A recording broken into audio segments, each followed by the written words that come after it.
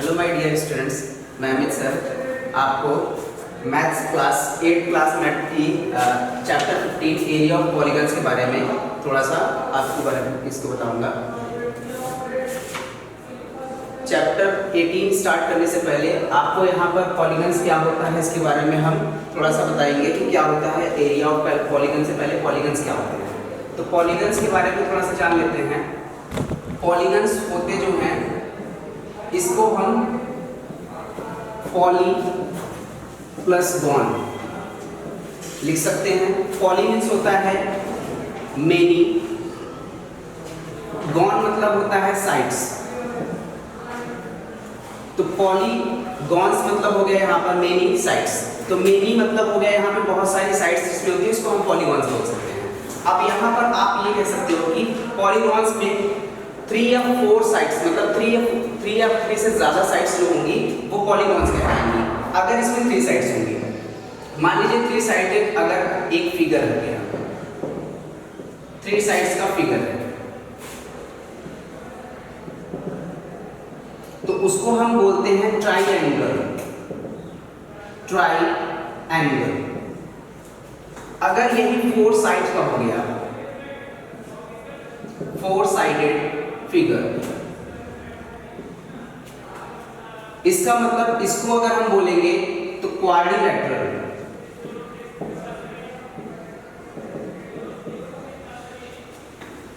5 sides हो गया। इसी टाइप से अगर आप 5 साइडेड देख लीजिए फिगर, तो उसको आप कह लोगे पेंटागन।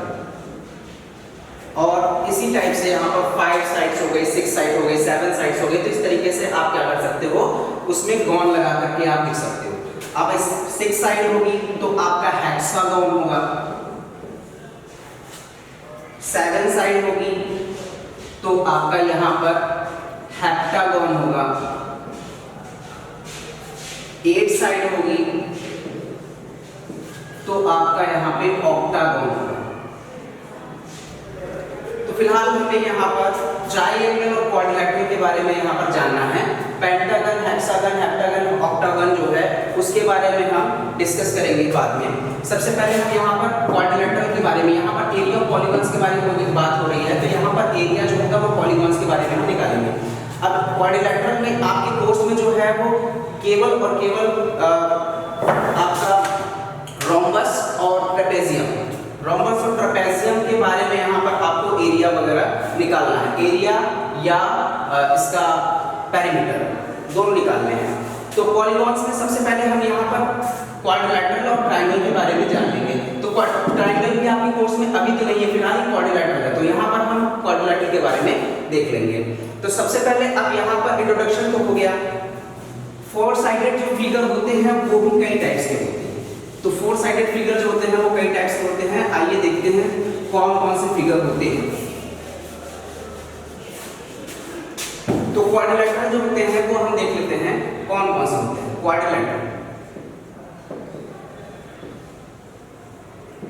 क्वाड्रिलेटरल जो है वो आपका कितने टाइप्स के होते हैं। अच्छा, सबसे पहले क्वाड्रिलेटरल, क्वाड का मतलब होता है यहाँ पर आप 4 कंसीडर कर सकते हो। क्वाड्रिलेटरल, क्वाड का मतलब होता है 4 और लेटरल मतलब होता है साइड्स। पॉलीगन में मतलब 4 साइडेड अगर फिगर है तो इसका मतलब होगा क्वाड्रिलेटरल।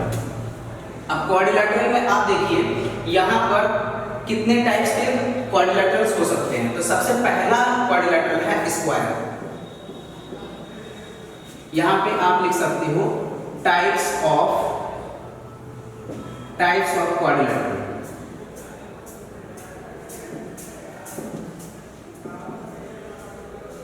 Types of quadrilateral. अब यहाँ पर आप सबसे पहला देखिए स्क्वायर होता है। स्क्वायर के सभी साइड्स जो होती हैं वो क्या होती हैं, इक्वल। सारी साइड्स इक्वल होती हैं। ये क्लोज्ड फिगर है 4 साइडेड। अब यहाँ पर आप देख सकते हो इसमें सभी साइड्स क्या होंगी, इक्वल होंगी। सभी साइड्स इक्वल होंगी मतलब यहाँ से यहाँ तक की जो डिस्टेंस होगी ये होगी a सेंटीमीटर। कंसीडर हम कर लेते हैं, यहाँ पर इसका नाम रख देंगे A, B, C और D। तो ये a सेंटीमीटर हो गया। यहाँ से यहाँ तक का भी a हो जाएगा, a सेंटीमीटर ये भी हो जाएगा, a सेंटीमीटर ये भी हो जाएगा। इसका मतलब यहाँ पर ये जो स्क्वायर है इसकी सभी साइड्स क्या हो गई, इक्वल हो गई। अच्छा, इसमें स्क्वायर में क्या क्या चीजें होती हैं, अगर देख लीजिए पेरीमीटर अगर निकालना चाहें तो पेरीमीटर आप यहाँ पे जानते हो कि जिस पॉइंट से, किसी एक पॉइंट से हम स्टार्ट करते हैं और उसी पॉइंट से हम क्या करते हैं, अगर उसी पॉइंट पर घूम करके वापस आ जाएंगे तो वो एक पेरीमीटर होगा। मतलब एक प्रकार से सर्कम, मतलब कह सकते हैं कि जो एक चक्कर होता है, एक राउंड कंप्लीट करने का जो पार्ट होता है वो कह सकते हैं पेरीमीटर कहलाता है। तो ये पॉइंट मान लीजिए हमने इस ए पॉइंट को पकड़ा, ए से बी तक गए, बी से सी तक गए, सी से डी तक गए और डी से वापस ए पे आ गए, तो वो एक पेरीमीटर उसने कंप्लीट कर लिया। तो इसका मतलब पेरीमीटर ऑफ स्क्वायर जो होता है फॉर्मूला वो होता है 4 into side, 4 into side. Area जो होगा वो होगा side into side, side into side. अब यहाँ पर आप ये देखिएगा, जब इसमें एरिया की बात होगी, एरिया कितना इसने कंप्लीट कर लिया, तो आप ये समझिएगा कि ए सेंटीमीटर जो है वो ए सेंटीमीटर तक क्या किया गया है, ए सेंटीमीटर तक ऊंचाई तक यहाँ पर आपको लेकर के जाना है। तो ये एक प्रकार से ए सेंटीमीटर का, ए सेंटीमीटर से मल्टीप्लाई, इसका मतलब यहाँ पर हो जाएगा ए स्क्वायर, या साइड इंटू साइड आप इसको लिख दीजिए। यहाँ पर हम यूनिट में लिख सकते हैं, इसका यूनिट जो होगी वो इसकी सेंटीमीटर स्क्वायर, या कह सकते हैं यूनिट स्क्वायर, क्योंकि यूनिट जो है वो चेंजेस होंगी। यहाँ पर कह सकते हैं सेंटीमीटर अगर होगा तो सेंटीमीटर स्क्वायर होगा, मीटर स्क्वायर है तो मीटर स्क्वायर होगा, अगर यहाँ पर किलोमीटर है तो किलोमीटर स्क्वायर हो जाएगा। और 4 इंटू साइड मतलब पेरीमीटर जो होगा वो ये केवल और केवल यूनिट होगी। वो यूनिट और यूनिट स्क्वायर वो कैसे रहा है वो समझिए। साइड की जो यहाँ पर यूनिट होगी वो एक यूनिट इसकी और एक यूनिट इसकी, यूनिट और यूनिट का मल्टीप्लाई होकर के यूनिट स्क्वायर हो जाएगा। यहाँ पर इसकी यूनिट होगी, तो साइड इंटू साइड अगर करेंगे तो एरिया जो होगा वो आपका स्क्वायर का साइड इंटू साइड हो जाएगा और पेरीमीटर जो होगा 4 इंटू साइड हो जाएगा। सेकंड वाला जो है फिगर आप देख लीजिए, रेक्टेंगल होता है, रेक्टेंगल में यहाँ पर अपोजिट साइड्स इक्वल होती हैं, ये आपको पता ही होगा, opposite sides are equal in rectangle. तो लेंथ मान लीजिए इसकी L है, ब्रेड्थ इसकी B है, तो रेक्टेंगल की जो पेरीमीटर होगा इसका, हम आपको सिंपल समझ कर बेसिक नॉलेज दे रहे हैं कि पेरीमीटर और एरिया क्या होंगे। बाकी हम इसमें जो आपके कोर्स में है वो रोम्बस और ट्रेपेजियम ही है, तो ट्रेपेजियम तक पहुंचेंगे। सबसे पहले आप स्क्वायर रेक्टेंगल क्या होता है उसके बारे में जान लीजिए, फिर आगे जो होंगे पार्ट्स को हम जानेंगे। तो यहाँ पर पेरीमीटर क्या होता है इसका, तो 2 इंटू होता है L plus B, 2 into length plus breadth. अब इसमें आप ये फॉर्मूला आया कैसे वो समझिए। लेंथ ये है, अपोजिट साइड जो है वो क्या होगी, इसकी भी लेंथ होगी, L होगा, ये B है और ये भी होगा। अपोजिट साइड्स आर इक्वल होते हैं, तो यहाँ पर अपोजिट साइड्स जो है वो इक्वल है, इसका मतलब यहाँ पर इसको आप अगर सॉल्व करिए तो ये होगा L plus B plus L plus B, और जब सॉल्व करेंगे तो यहाँ पे 2 times of L 2 times of B, और इसको कॉमन करिएगा 2, तो यहाँ पे 2 times of L plus B। तो यही फॉर्मूला यहाँ से आया है, तो ये हो जाएगा 2 into L plus B perimeter. इसको हम कह सकते हैं, इसका यूनिट जो होगा वो इसकी यूनिट होगी। अब यहाँ पर पेरीमीटर तो हो गया रेक्टेंगल का, इसके बाद हम यहाँ पर पेरीमीटर के बाद एरिया निकाल लेंगे। तो एरिया जो होगा वो कैसे होगा, देख लीजिए इसका फॉर्मूला,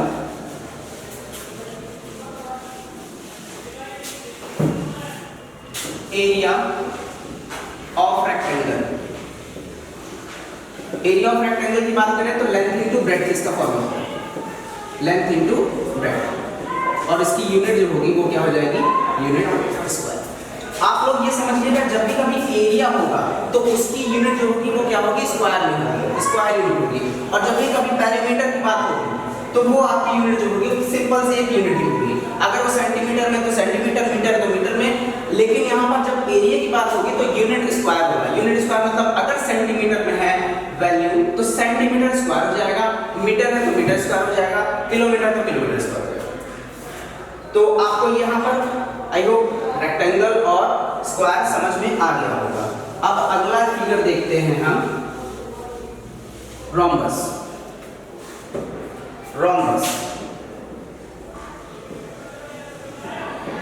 रोम्बस में आप लोग यहाँ पे जान लेंगे कि जो रोम्बस होता है वो स्क्वायर जैसा ही होता है, मतलब स्क्वायर की सारी प्रॉपर्टी उसमें एग्जिस्ट करती है, सारी प्रॉपर्टी एग्जिस्ट करती है। इसका मतलब यहाँ पर जैसे आप समझिए कि साइड साइड जो स्क्वायर की होती हैं सभी साइड्स इक्वल होती हैं, रोम्बस में भी सभी साइड्स इक्वल ही होती हैं।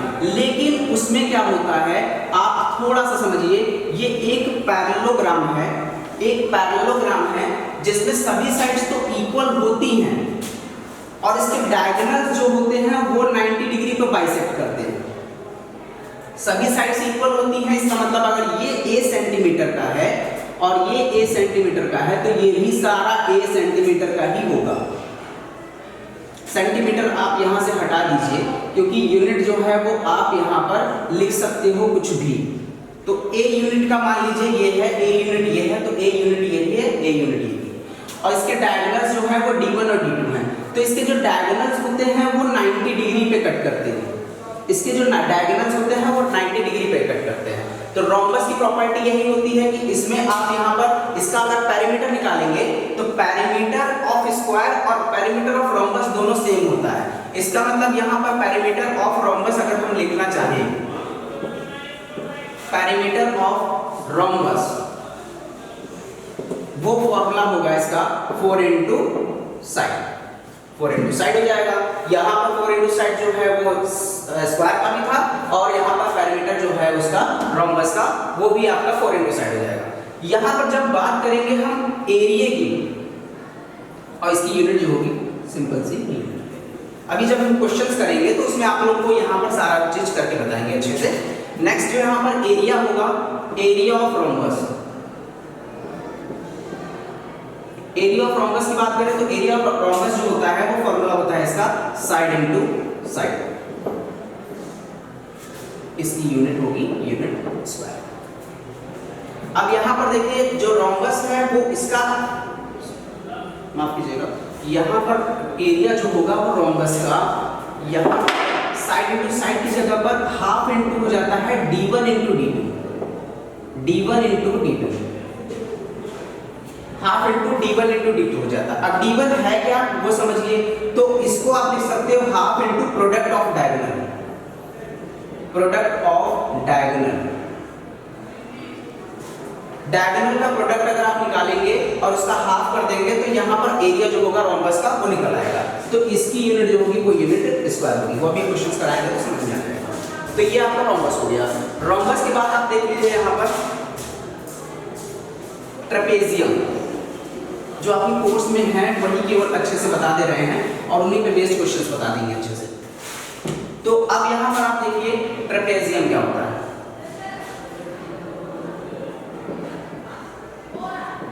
ट्रेपेजियम में आप ये जान लीजिए कि दो साइड्स जो होती हैं आपस में पैरेलल होती हैं और दो साइड्स जो होती हैं इसकी पैरेलल नहीं होती हैं। इसके जो पेयर्स होते हैं, पेयर्स ऑफ कह सकते हैं कि पेयर्स ऑफ पैरेलल साइड्स होती हैं ट्रेपेजियम में। दो साइड्स जो हैं वो कोई भी दो साइड्स, ये ट्रेपेजियम ऐसे बना है, हो सकता है ट्रेपेजियम कुछ ऐसा बन जाए, हो सकता है कुछ ऐसा ट्रेपेजियम बन जाए। यहाँ पर ये वाली इसके पैरेलल है, ये वाली साइड इसके पैरेलल है। तो पैरेलल केस जो है वो किसी में भी बन सकता है, लेकिन उसमें जो अपोजिट साइड्स हैं वो क्या होंगी, पैरेलल होंगी और ट्रेपेजियम वो एग्जिस्ट करेगा। अब यहाँ पर ट्रेपेजियम में आप ये देखिए दो साइड्स इसमें पैरेलल हैं, दो साइड्स पैरेलल हैं। अब यहाँ पर ये जो यहाँ पर इसकी जो हाइट है उसकी हाइट एग्जिस्ट करेगी, तो इसकी जो हाइट है ये वर्टिकल हाइट, ये परपेंडिकुलर हाइट होगी। तो इस परपेंडिकुलर हाइट को आप कंसीडर कर लेंगे h और इस साइड को आप कंसीडर कर लीजिए यहां से यहां तक की जो है वो साइड A है और ये पूरी साइड जो है वो क्या है, B है। तो A और B आपकी जो है हो गई वो पैरेलल साइड्स हो गई, इसकी हाइट जो है वो h है। तो आप यहां पर जब इसका एरिया आप निकालेंगे तो एरिया ऑफ ट्रेपेजियम फॉर्मूला होता है, एरिया ऑफ ट्रेपेजियम जब निकालेंगे तो फॉर्मूला होता है half into sum of parallel side, sum of parallel side into में हाइट। तो इसको आप और अच्छे से लिखेंगे तो सम ऑफ पैरेलल साइड्स जो है, पैरेलल साइड तो देखिए यहाँ पर A है प्लस B और इनटू में क्या है, हाइट की जगह पर हम क्या कर सकते हैं, वर्टिकल हाइट h कर सकते हैं। तो ये फॉर्मूला आपका जो होगा वो एरिया में यूज होगा, a प्लस बी इंटू में h। और यहाँ पर इसका कंबाइंड यूनिट अगर आप निकालेंगे तो हमने पहले भी बताया था कि एरिया का यूनिट जो होता है वो क्या होता है, यूनिट स्क्वायर। मींस अगर आपका यहाँ पर सेंटीमीटर है तो सेंटीमीटर स्क्वायर हो जाएगा, मीटर है तो मीटर स्क्वायर हो जाएगा, किलोमीटर तो किलोमीटर स्क्वायर हो जाएगा। तो ये ट्रेपेजियम का एरिया का फॉर्मूला। अब यहाँ पर आप यहाँ हाइट जो है वो वर्टिकल हाइट आप ऐसे आसानी से निकाल सकते हो। वर्टिकल हाइट जो है वो यहाँ से या तो डिस्टेंस दी होगी या तो आप क्या कर सकते हो, यहाँ से आप निकाल सकते हो। कैसे निकालोगे वो समझिएगा।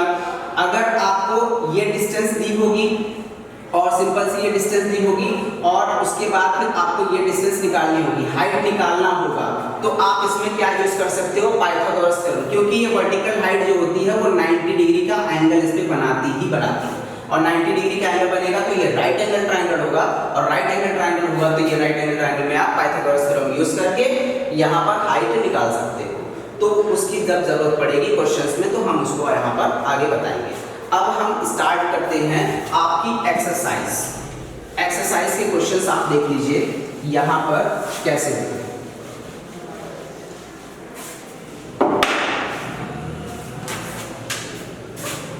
तो सबसे पहला क्वेश्चन है एक्सरसाइज 15A।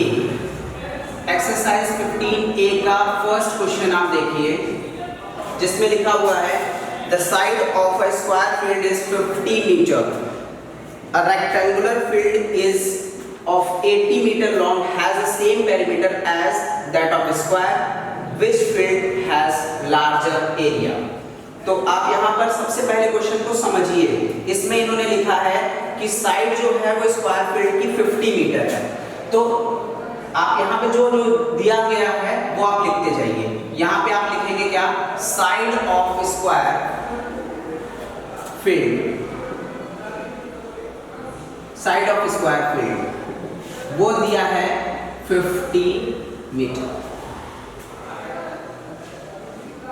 अब अगला स्टेटमेंट इन्होंने दिया है कि rectangular field 80 metre long has the same perimeter as that of square. तो सबसे पहले आप यहां पर क्या निकाल लीजिए, perimeter of square. Perimeter of square वो होगा 4 इंटू साइड, 4 इंटू साइड। तो 4 इंटू साइड क्या है 50। तो आप यहाँ पर 4 5 20 मतलब 200 मीटर आप क्या कह सकते हो, पेरीमीटर है किसका, स्क्वायर का। अब अगला स्टेटमेंट जो कह रहा है उसमें आप जाइए। स्टेटमेंट ये कह रहा है कि रेक्टेंगुलर फील्ड है 80 मीटर लॉन्ग है और उसका पेरीमीटर इसके पेरीमीटर के इक्वल है। तो इसका मतलब ये हुआ कि एक रेक्टेंगुलर फील्ड है। आप इसको थोड़ा रफली ऐसे समझिएगा कि एक स्क्वायर फील्ड है, एक स्क्वायर फील्ड है और एक रेक्टेंगुलर फील्ड है। दोनों का पेरीमीटर सेम है। पेरीमीटर ऑफ स्क्वायर इक्वल है पेरीमीटर ऑफ रेक्टेंगल। इसका मतलब ये हुआ कि दोनों के रेक्टेंगल मतलब ये दोनों के पेरीमीटर का फॉर्मूला जो होगा वो एक दूसरे के इक्वल कर सकते हैं। तो वही आप लिखना है यहाँ पर, क्या लिख सकते हैं, according to question, according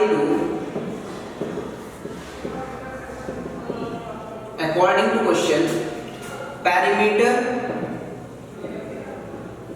of rectangle equals to perimeter of square. Perimeter of rectangle की बात करें तो पेरीमीटर ऑफ रेक्टेंगल जो होगा वो यहाँ पर फॉर्मूला इसका होता है 2 × l + b जो कि अभी हमने बताया था।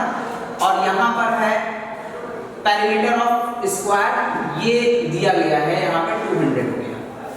अब यहाँ पर l की वैल्यू भी दी गई है तो आप यहाँ पे लिख सकते हो क्या,